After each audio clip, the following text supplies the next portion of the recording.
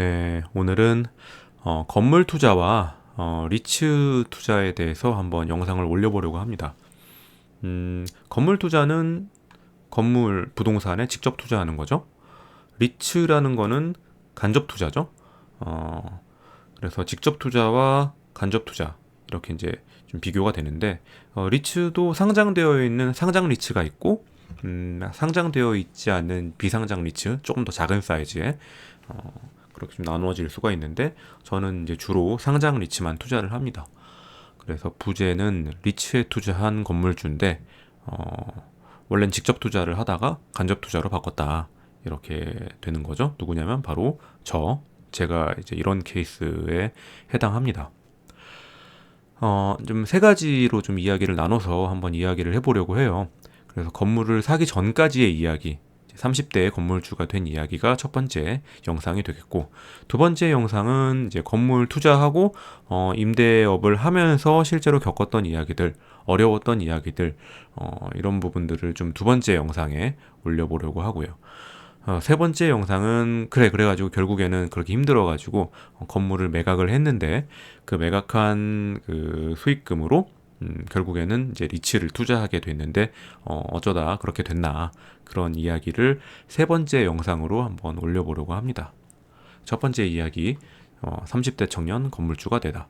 제가 건물을 샀던 게 30대 중반대였는데 30대 후반에 건물을 팔았어요. 그러니까 한 5년 정도 가지고 있었나?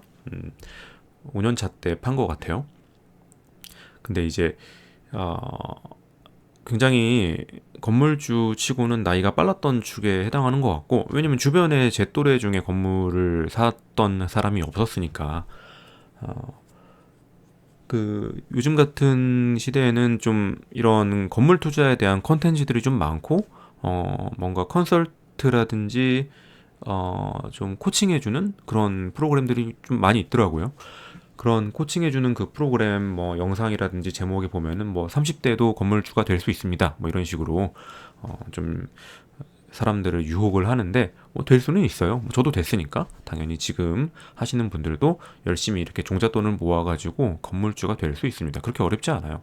무슨 건물을 사는지가 중요하지 건물주가 된다는 것 자체는 그렇게 중요한 것 같지가 않아요.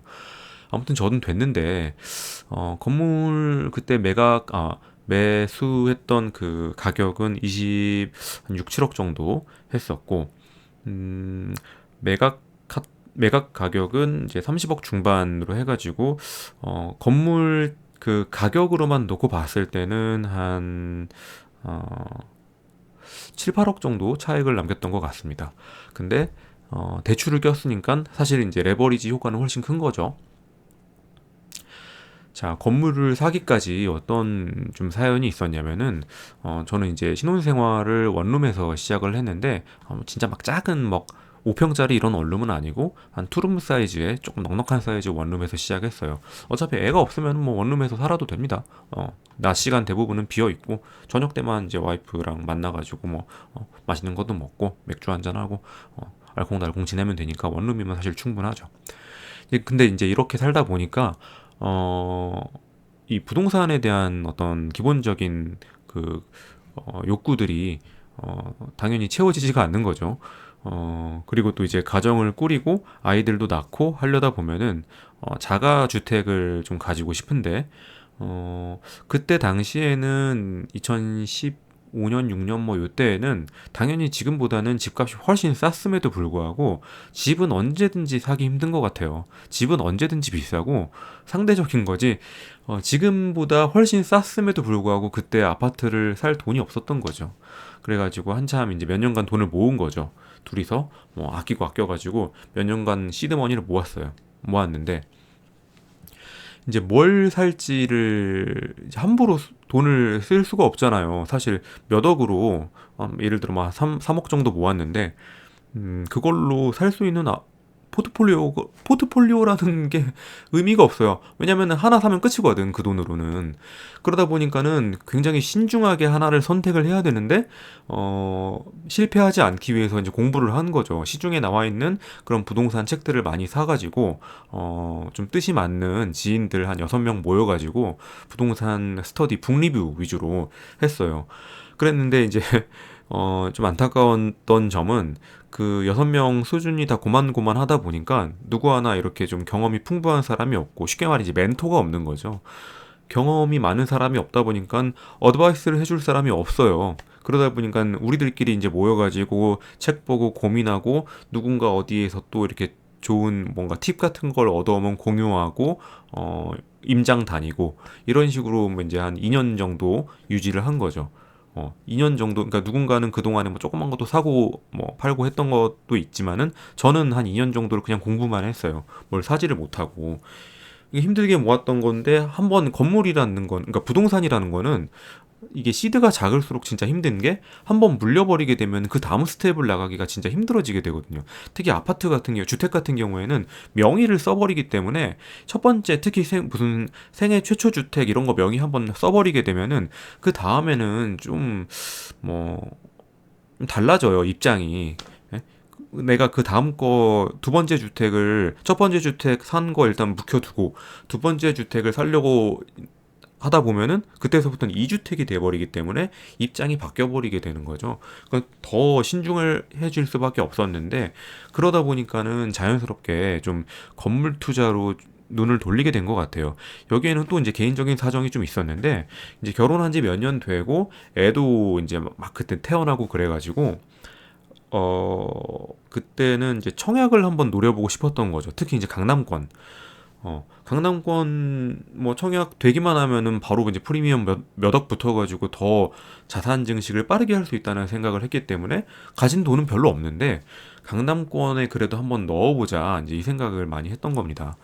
아무튼 내 명의는 내가 일단 주택을 사버리게 되면은 청약은 못 하게 되니까 무주택 상태를 좀 유지를 하려고 했던 거고 그 상태에서 뭔가 좀 투자할 게 없나 이렇게 자꾸 눈을 돌리다 보니까 건물이 눈에 들어온 거죠. 그래서 건물 투자를 시작했다.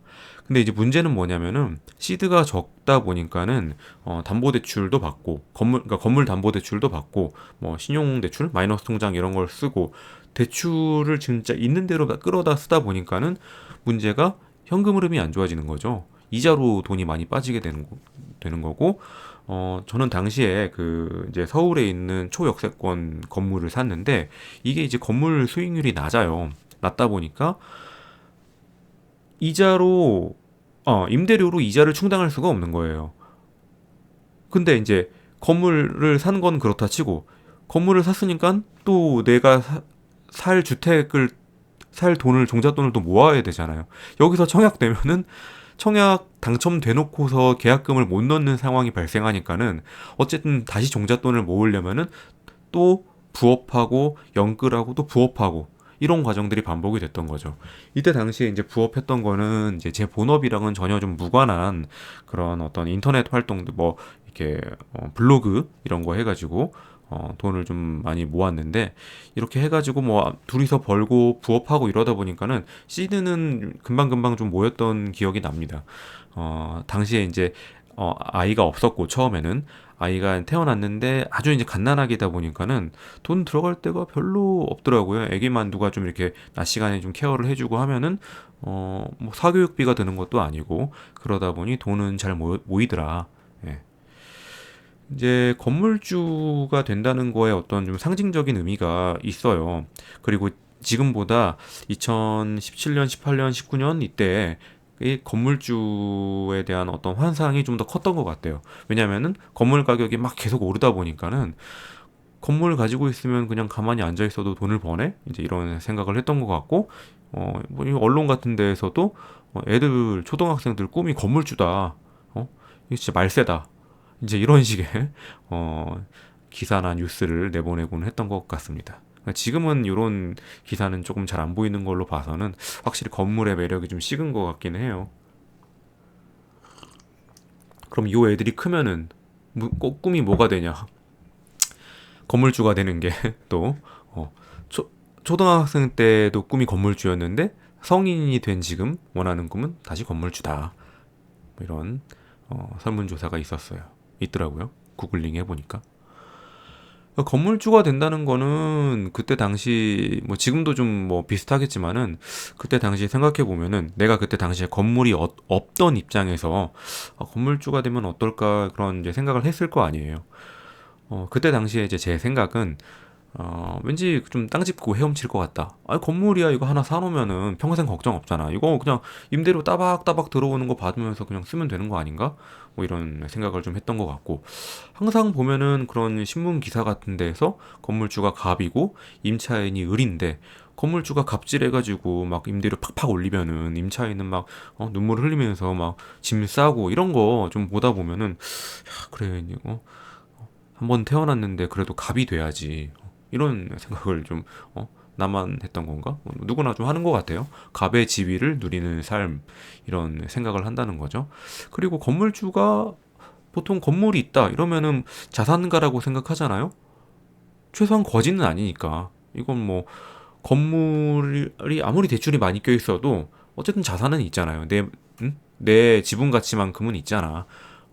예를 들어 한 70%가 은행 몫이라고 하더라도 30%는 어쨌든 내 거잖아. 그러니까 이제 자산가는 자산가다. 근데 이제 어떤 자산가는 어떤 건물주는 어 은행 지분이 뭐 0%인 사람도 있고 어떤 건물주는 은행 빚이 한 80% 있는 사람도 있고 정말 천차만별인데 사람들은 그거를 좀 뭉뚱그려서 생각하는 경향이 있는 것 같아요. 건물주 하면은 자산가. 그리고 또 건물 가격이 막 오르고 임대료 막 쌓아놓고 하다 보면은 더 고액 자산가가 금방 될 것 같은 그런 느낌이 또 있다는 거죠. 그러니까 부자가 더 부자 되는 길이 건물주 아니냐? 이제 이런 식으로 생각을 한다는 거죠. 그리고 그때 당시에는 이 파이어족이라는 컨셉이 별로 우리나라에는 이렇게 좀 어, 흔하진 않았는데 지금 생각해 보면은 이 파이어족의 삶과 건물주가 된다는 것은 좀 맞닿아 있는 것 같아요. 파이어족이라는 거는 일정한 좀 캐시플로우를 만들어 놓고 자산도 그냥 좀 중장기적으로 조금씩 조금씩 상승하면서 평생 그런 뭔가 돈 걱정 안 하는 경제적 자유를 얻는 경제적 자유를 바탕으로 하는 조기 은퇴자를 얘기를 하는 거잖아요. 건물주도 뭐 그런 거잖아요. 건물에서 캐시플로우가 꾸준히 이렇게 나오게 되면은 뭐 직장 다니다가도 마음에 안 들어 그냥 왠지 때려쳐도 될 것 같고 그런 이제 좀 생각을 했던 거죠. 근데 과연 그럴까? 이거는 제가 2부에서 좀 얘기하겠지만은 현실은 좀 만만치가 않습니다. 예, 이거는 진짜 어떤 뭔가 이렇게 미디어라든지 이런 일부 한 상위 10%좀 아니면 좀 크게 봐가지고 한 2, 30% 정도의 상위 건물주를 이렇게 좀 묘사한 그런 부분들이 있고, 좀 긴가민가한 부분들이 한 30%, 좀 전혀 현실과 맞지 않은 부분이 한 30% 되는 것 같아요. 그러니까 우리는 그 빙산이 한 위에 30%, 그러니까 그거 틀린 건 아닌데 위에 30%를 보고 좀 나머지 60%, 70%를 좀 지레짐작하는 경향이 항상 있으니까 그 부분에 대해서 좀 이야기를 해보려고 하는 거죠. 예. 그래서 이제 연예인들이 항상 이렇게 미디어에 좀 노출이 되고 뭔가 건물로 돈을 많이 벌었다 이런 식으로 좀 노출이 많이 됐던 것 같아요. 이게 이제 2014년도의 기사인데 이 날짜를 좀 잘 기억해 두세요. 2014년 7월에 김태희가 132억 원의 강남역 빌딩의 주인이 됐다. 이제 이런 기사가 떴는데 그게 바로 2014년 7월이었던 거죠. 이미 이제 김태희 이때 비슷한 비슷한 시기에 기사들을 검색을 해보면은 좀 고급 빌라, 고급 주택 이런 거 사가지고 이미 이제 부동산으로 재미를 좀 많이 봤어요. 그러다 보니까 이제 건물에도 한번 좀 손을 대본 것 같아요. 이미 경험이 있으면은 사실 다른 부동산에서 수익을 내본 경험이 있으면은 확실히 조금 더 과감한 다른 투자가 가능한 것 같습니다. 아무튼 이제 2014년에 비교적 신축, 2011년도에 준공된 세팅된 이거를 이제 김태희가 산 것 같아요. 근데 딱 7년 뒤에 71억의 시세를 남기고 김태희가 이걸 매각을 한 거죠. 댓글도 막 엄청 많이 달려 있는 거 보면은 이때 예. 내용을 좀 읽어보면은 2014년에 산 이 강남역 132억짜리를 203억에 팔았다. 그래서 71억의 시세 차익을 거뒀다. 이렇게 돼 있는데 아, 71억의 시세 차익을 거뒀지만은 실제로 손에 쥔 거는 71억이 아니겠죠, 당연히. 왜냐면 중간에 세금도 내야 되고 부대 비용도 좀 많이 발생하고 그럴 거니까 강남이니까 당연히 임대 수익률도 좀 낮았을 거 아니에요. 아무튼 이제 71억 원의 시세 차익을 거둬서 팔았다. 처음에 이제 개인 명의로 샀다가 부동산 임대 법인을 하나 만들어 가지고 법인으로 넘긴 것 같아요. 그러니까 법인 투자자였고 법인세만큼 냈겠죠. 아마 이제 20%좀 냈을 가능성이 높고 그럼 14억 정도 법인세 냈을 것이다. 이제 그 사이에 결혼도 하고 2017년도에 딸도 2명 낳고 그래서 이제 B랑 부동산 자산을 합치면은 800억 정도 된다. 어, 세 자리. 그 중에 이제 이 강남역 빌딩이 한 200억 되는 거죠. 자, 그래 이들 부부는 소속사 건물이 300억이고 한남동, 청담동, 이태원에 400억 정도의 부동산을 보유하고 있다. 이렇게 해서 자, 근데 이제 이걸 팔고 뭘 샀냐? 또 강남 쪽에 있는 920억짜리 빌딩을 샀어요. 그래서 월 임대 수익이 한 2% 정도 나오는 거. 그러면은 임대 수익이 1년에 한 24억 정도 되니까 아, 임대 수익률이 2.2%? 2.3% 정도 되는 거죠. 아무튼 이제 부자와 부자가 만나서 더 부자가 됐는데 920억짜리 건물을 다시 샀다. 이렇게 이제 이런 이제 일반인들이 이런 기사를 보고 있으면은 그래 역시 부자는 건물에 투자를 하는 거고 건물을 투자해서 더 부자가 된다. 이런 인식이 당연히 좀 자리 잡을 수가 있겠죠. 뭐 틀린 얘기는 아니고요. 또 이제 2019년, 2020년쯤 되면은 그때 이제 코로나 막 터지고 그러면서 각국 정부에서 굉장히 이제 돈을 많이 풀었잖아요. 특히 이제 유럽도 많이 풀고 제일 많이 푼 데는 역시 미국이었는데 그러다 보니까는 뭔가 달러가 들어갈 수 있는 자산은 다 폭등을 하는 거죠. 비트코인 포함해가지고 뭐 이더리움 여기는 지금 뭐 주로 이제 화폐류만 이렇게 있는데 화폐뿐만이 아니고 뭐 채권도 올라 뭐 부동산도 올라 다 올랐어요 진짜. 그림 미술품까지 오르면 그건 진짜 끝물인 거죠. 미술품까지 다 올라버린 거죠. 가치가 이제 현금 창출 가치가 전혀 없는 그런 자산들까지 다 올라버리는 거라는 거죠. 이제 그 과정에서 금리는 계속 떨어지고 있었던 거죠. 2008년도 이제 약간 금융위기 같은 거 있을 때에는 5% 넘었던 것이 한번 쭉 떨어졌다가 다시 반등했던 게 이제 3%대였는데 여기서부터 시작한다고 봐도 3% 하던 금리가 1% 초중반대까지 이제 쭉 떨어졌어요. 제가 이제 이때 건물을 매입을 한 거죠. 이때 그러니까 금리가 많이 떨어져서 금리가 떨어지면 보통 건물 가격은 오르거든요. 건물 가격이 이제 오를 대로 올라가지고 사실 자칫하면은 이게 끝물이었을지도 모르는 그런 타이밍에 건물을 사가지고 이때 건물을 매각을 한 거죠. 이 금리 테이블을 잘 보면은 저도 뭐 참 운이 좋았던 거는 만약에 이렇게 해가지고 코로나가 안 터지고 여기서 만약에 금리를 올렸으면은 저는 그냥 이 건물 투자에 물렸을지도 몰라요. 근데 뭐 이거는 사실 이때는 코로나 터져가지고 막 이제 진짜 어떡하냐 망했다 이제 이 생각 처음에는 그렇게 들었는데 워낙 이제 여러 그 국가에서 돈을 풀면서 금리를 떨어뜨리고 경기를 부양하고 인플레이션이 이제 아무리 돈을 풀어도 인플레이션이 안 생기니까 막 돈을 더 푸는 거죠. 금리를 계속 낮추고 그러다 보니까는 자산 가격들이 막 폭등을 하는데 여기서 2018년도에 금리를 다시 올리는가 싶더니 여기서 이제 2020년도 초반에 코로나 막 이러면서 이제 다시 금리가 떨어지게 된 거죠. 이러면은 자산 가치는 많이 오르게 되는데 20억 중반대에 샀던 거를 요때 30억 중반대 이제 팔게 됐습니다. 그래서 이제 시세 차익을 뭐 그 정도 남겼고 이제 다 제 건 아니고 이제 저랑 이제 지인이랑 같이 사가지고 뭐라고 하지? 같이 투자하는 사람을 공동 투자, 어, 공동 투자를 한 거죠. 그래서 이제 그 제 지분만큼의 이제 수익을 거두고 판 건데, 이제 저는 이제 금리가 이렇게 바닥 찍고 오를 때부터 좀 불안했어요. 그래 이거 이제 금리가 많이 오르게 되면은 분명히 더 팔기 힘들어질 텐데 막 조바심을 내다가 처음에 이제 그 매도 호가를 좀 비싸게 불렀던 거를 많이 이제 깎아준 게 이제 30억 중반 정도 됐던 거죠. 아무튼 이제 그 가격에 매각을 했습니다. 지금 아까도 제가 이제 얘기를 했지만은 뭔가 이렇게 멘토가 없었기 때문에 제 입장에서는 완전 그 맨땅의 헤딩이었어요.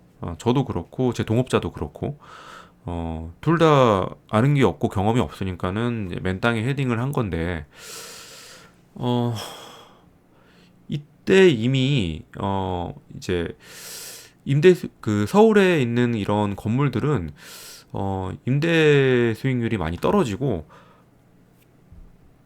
그 지금 2017년에 제가 이제 건물을 투자를 했다고 했잖아요. 2016년인가 2017년도에 건물을 투자를 했는데 그때 이제 아파트 값이 막 오르다 보니까는 그 아파트 값을 더 이상 못 버티고 규제는 자꾸 들어오지. 아파트는 너무 많이 올랐지. 하다 보니까는 돈은 자꾸 이 상업용 부동산으로 넘어오기 시작하더라는 거죠. 그래서 2021년쯤 돼 보니까는 역대급 뭉칫돈이 몰렸지만은 임대 수익률이 너무 낮다. 임대 수익률이 막 그 서울 역세권은 막 2% 이런데도 계속 돈이 들어오는 거예요. 그래서 이제 한참 그 상업용 부동산이 2021년까지 뜨거웠던 기억이 납니다.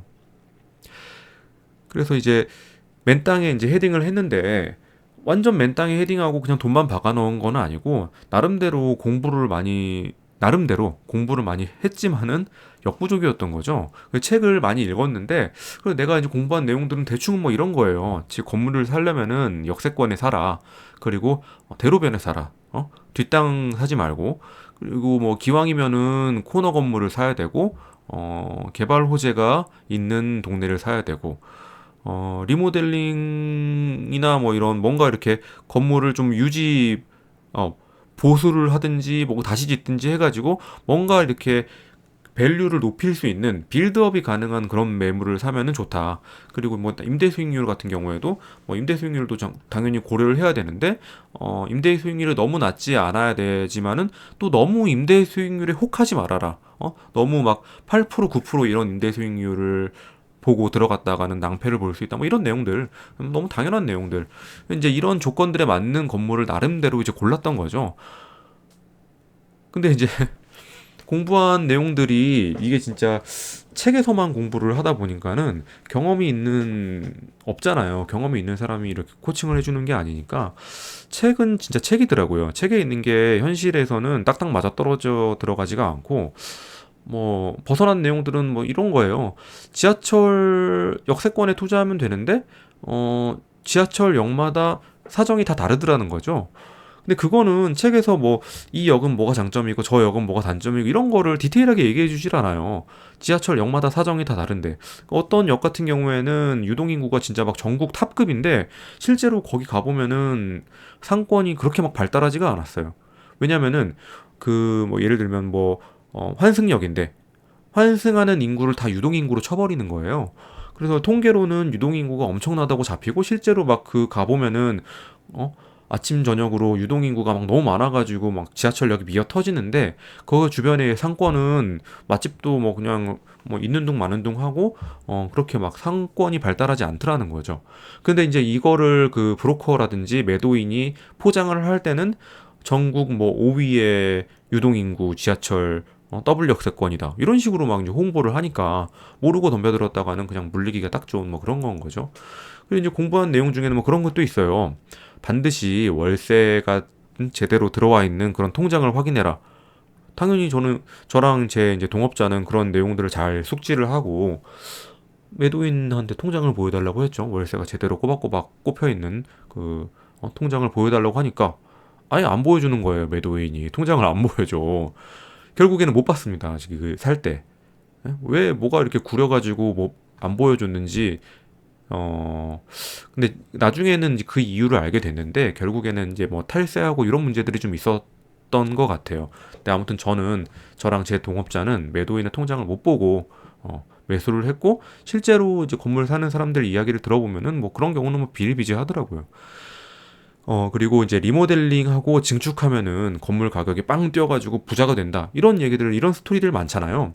근데 이제 사놓고 해보니까, 이게 이제 만만치가 않더라고요. 이거는 이제 이런 얘기는 제가 그 두 번째 영상에 좀 자세히 한번 올려볼게요. 그 임차인 맞추기가 생각보다 까다롭다. 임차인은 내가 그냥, 어, 내가 드리고 싶은 임차인, 여기에는 뭐 맞추고 저기에는 뭐 맞춰야지? 이렇게 이제 상상해가지고 내 입맛대로 하면 될 것 같잖아요. 그렇게 안 돼요, 잘. 이것도 한번 그 두 번째 영상에, 그러니까 이 디테일들은 제가 두 번째 영상에 한번 자세하게 설명을 좀 올려볼게요. 그나마 이제 초역세권 코너 건물이라서 이거는 그냥 네이버 지도에 보이는 거니까 역에서 역에서 봤을 때 바로 보이는 건물, 이런 건물이었기 때문에 공실률은 거의 없었던 거는 그나마 불행 중 다행이었고, 이 와중에 이제 건물 사고 나서 좀 몇 년 지나가고 나니까 코로나 팬데믹이 터졌어요. 이제 코로나 팬데믹은 결과적으로는 이제 정부에서 중앙은행에서 금리를 낮추고 돈을 풀어서 유동성의 힘으로 자산 가치가 올라서 결과적으로는 이제 좋게 됐는데, 문제가 뭐냐면은 이게 처음에 땅 터졌을 때는 이제 상업용 부동산이잖아요. 임차인들 뭐 대부분 요식업이고, 요식업은 코로나 땐그 초반 몇 개월은 거의 뭐 그냥 박살이 났습니다. 그러니까는 사실 유동성을 푼 거죠. 자영업자가 박살이 나니까 유동성을 푼 거예요. 근데 유동성이 그렇게 풀리기 전까지는 이제 임대료가 밀리기 시작하는 거죠. 임대료가 밀리면 건물 가치는 떨어지잖아요. 그래서 망했나 뭐 이제 이러고 있는데 결과적으로는 뭐 자산 가치가 올라서 건물 값이 올랐다. 근데 이제 이런 거가 터질 줄을 몰랐던 거죠. 저도 몰랐고 모두가 몰랐던 이런 이제 외생적인 요인들에 의해서 투자가 영향을 받더라.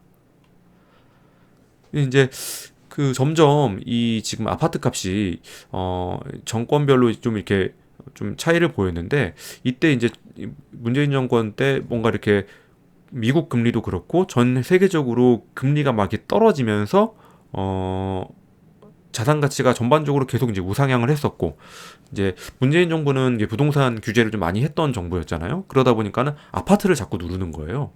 주택 규제를 자꾸 하다 보니까 부동산에 투자하고 싶은 자금 중에 주택에 못 간 자금들이 상업용 부동산으로 이렇게 빠지게 돼서 상업용 부동산이 이제 많이 오른 거고, 사실 저도 이미 이제 오른 상태에서 들어간 거죠. 바닥에선 들어가진 못했던 거죠. 한 무릎 정도에 들어갔던 것 같아요. 무릎이나 허리 정도에. 그래서 이제 제가 그 건물을 샀을 때, 그 전에 제 이전에 가지고 있던 건물주는 좀 노인분이었는데, 10년 정도 아마 보유했던 것 같고, 제가 샀던 가격의 한 절반 정도 가격으로 그 건물을 샀더라고요. 그러니까 더블, 두 배로 튀기고 이제 엑시트한 거죠. 그 노인분의 경우에는. 이렇게 해서 건물을 투자를 하게 됐습니다. 그래서 이제 건물 투자를 결정하게 되고 돈도 마련하고 등기를 치기 전까지 이제 수많은 그런 하이에나들과 전투를 해야 되는데, 정말 이 하나하나가 정말 어, 장애물이에요. 그러니까 어디에서 엮여도 정말 치명적일 수 있는 그런 시시탐탐 노리고 있는 거죠. 특히 저랑 이제 저희 동업자처럼 건물 투자 경험이 없고 아주 정말 초보인 경우에는 다 알고 있어요. 그 브로커들이랑 브로커나 이제 그 매도자나 세입자가 얘 그냥 짬밥이 별로 없구나 하는 걸 다 알고 있다고요. 그러니까 물어뜯길 일만 남은 거죠. 보면은 이제 브로커도 보면은 이제 인터넷에 검색해 보면은 막 수많은 막 몇백 명 그 중개인들 데리고 있는 중개법인인데, 물론 그 중개인의 문제였겠죠. 건물의 상태에 대해서 제대로 브리핑하지 않은 거예요. 건물의 문제점에 대해서. 근데 이제 뭐 당연히 중개인은 거래를 성사시키기 위해서 양도인 측이 가지고 있는 어떤 그런 문제점을 뭐 숨길 수도 있지 않냐, 뭐 그래야지 성사를 시킬 수가 있지, 이렇게 얘기할 수도 있지만은 저는 뭐 이거는 사실 엄밀히 말하면 사기라고 봅니다. 건물이 가지고 있는 하자라든지 임차인의 어떤 현 임차인의 문제라든지 건물들마다 가지고 있는 그런 겪고 있는 문제 같은 게 있거든요. 근데 그거를 이 브로커들이 제대로 얘기해 주지 않아요. 그래서 이제 그런 문제점을 발견하기 위해서 거기 이제 관리사무소 같은데 실제로 가서 좀 물어보고, 옆에 있는 다른 건물들, 다른 세입자들한테도 막 물어보고 발로 뛰고, 그렇게 현장에서 브로커가 알려주지 않는 정보들을 이제 잘 수집을 하는 것이 사실 이 건물 투자의 팁인데, 이러니까 이 건물 투자가 어려운 거죠. 예? 중개하는 사람이 제대로 된 정보를 주질 않으니까 제대로 정보를 안 줍니다. 그리고 건물 임대 수익률을 좀 뻥튀기를 해요. 항상 그 최고 임대료를 받았던 시점을 기준으로 브리핑을 한다는 거죠. 하지만 현실은 중간중간에 계속 공실이 나고 임대료 뭐 렌트프리도 주고 임대료가 밀리는 경우도 있고, 이런 부분들이 있다 보면은 임대 수익률이 훅 떨어지게 되는데 그런 거를 얘기를 안 한다는 거죠. 그건 뭐 어떤 브로커나 다 마찬가지인 것 같아요. 양심적인 브로커가 별로 없는 것 같고, 양도인도 양도인은 사실 그 브로커한테 그 의뢰를 한 순간부터 뭐 사실 양도인이 적극적으로 내 물건에 대해서 브리핑할 필요는 없어요. 사실 그래서 양도인이 좀 하자 있고 이런 부분에 대해서 굳이 책임질 필요는 없고, 문제는 그런 문제점에 대해서 제대로 브리핑하지 않은 브로커의 잘못인데, 문제는 이제 저희 같은 경우에는 그 양도인이 그좀 세금 문제를 좀 많이 안고 있었던 그런 경우에 해당하거든요. 그러니까 임대 소득을 제대로 신고를 하지 않아서 저희가 그거를 이제 새로운 세입자들한테 우리는 이제 임대 소득을 제대로 신고할 거고 부가세 내야 되고 이런 거 이제 얘기할 때 조금 그런 껄끄러운 점들이 좀 있었습니다. 아무튼 그렇고, 임차인은 이제 사실 임차인과의 어떤 문제점이 본격적인 문제죠. 그래서 이제 임차 업종 들이는데 어려움이 있는 거고, 내가 원하는, 그러니까 그런 그 부동산 책 같은 걸 보면은 어떤 업종이 좋고 어떤 업종이 좋지 않고, 예를 들어서 뭐 냄새가 많은 고깃집은 좋지가 않고 뭐 프랜차이즈 카페 같은 거 집객 효과가 있는 게 좋다 뭐 이런 식으로 막 돼 있는데, 그게 내 맘대로 안 된다는 게 문제죠. 예? 아니 그 이제 저희 건물 같은 경우에는 프랜차이즈 업종이 하나는 있어서 그나마 좀 나았는데, 프랜차이즈도 다 자리 보고 들어오는 거고 좋은 건물에 좋은 가격에 들어가려고 해요. 내가 드리고 싶다고 드리는 게 아니라고요.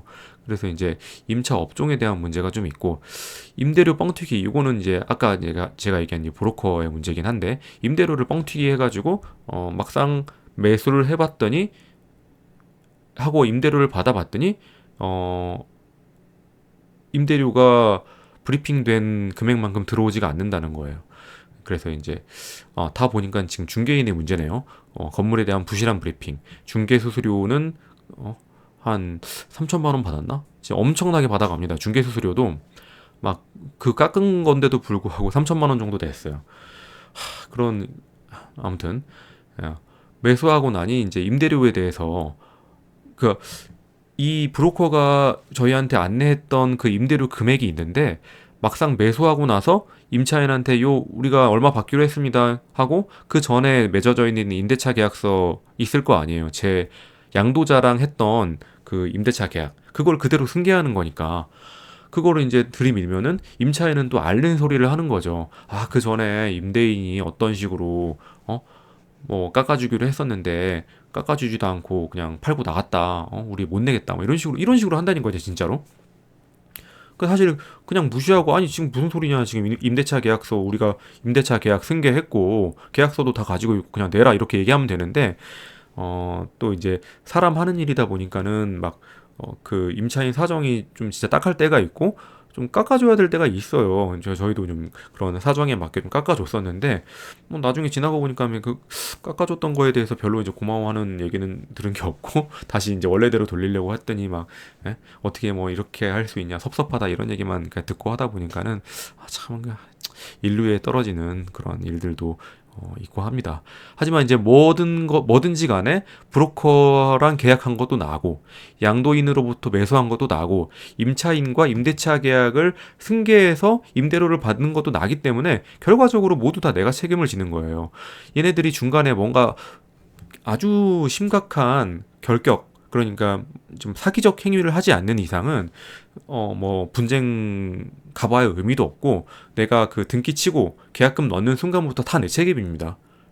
그래서 이제 경험이 중요하고, 많이 공부를 하는 것도 중요한데, 음, 공부를 한다고 해가지고 그런 모든 케이스에 대해서 다 내가 미리 막을 순 없다. 아, 그 정도로 이제 이해를 하시면 되겠어요. 예, 현실은 다르다. 예, 그래서 결국엔 이렇게 해가지고 건물을 사게 됐습니다. 건물을 이제 사고 나서 보이는 것들, 이건 이제 두 번째 영상에 시작하도록 할게요.